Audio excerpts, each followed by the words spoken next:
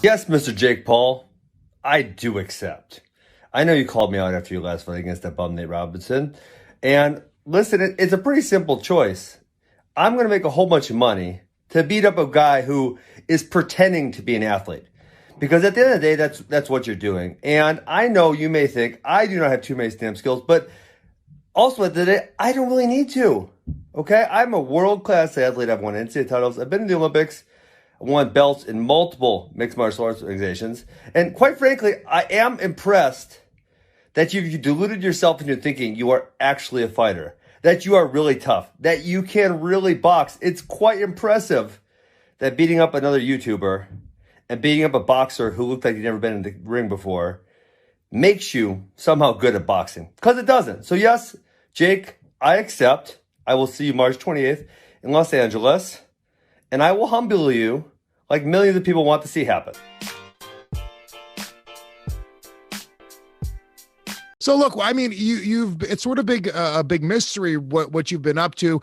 We keep on hearing like, oh, we Dana's trying to angle for you versus Khabib. Are you officially retired right now, or do you have any sort of plan to compete again? Man, I retired like 2 years ago, and we tried to organize a fight with Khabib. The UFC were really categoric with their answer. They said, no, we have other plan for Khabib. And like everybody else, I don't know any secrets, like his last fight against Justin Gaethje, I was doing the French commentator on the RDS channel, and I was on the same boat as everybody. I thought maybe he would have called me out so we would pressure the UFC to organize a fight, but it doesn't mean I would have accepted, like it's like everybody seems like, when is it going to happen? Like, I never said I wanted to do it. It depends the conditions too, I could think about it seriously if the conditions are right in terms of the weight class and all that. But, there's no way I'm going to go down at 155 now. I'm 39 years old, and this is out of the window. Jeez, man, I don't even know what to say. Look, the reason why we're bringing this up is because of the Ben Askren stuff towards Scott Coker. I think a little bit of that was mixed in. Man. Scott had basically said that Ben would lose to which one? Jake. To Jake, okay. And he will.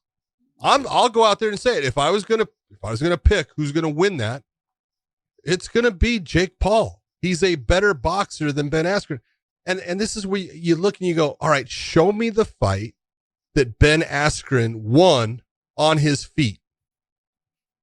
Show me it. I mean, go ahead.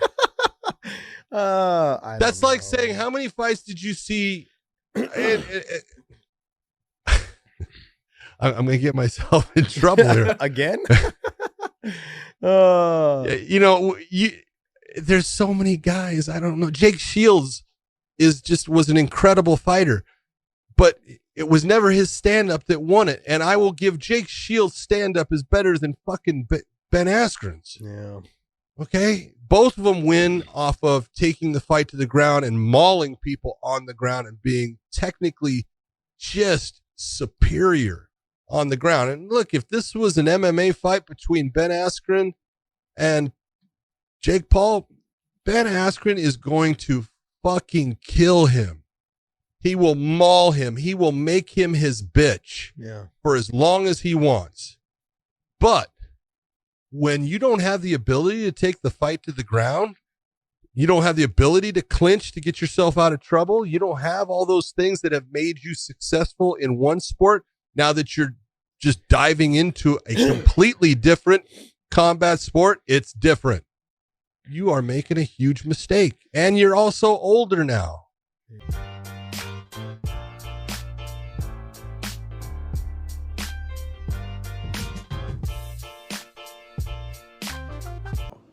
Nobody will stop me. Nobody can stop me.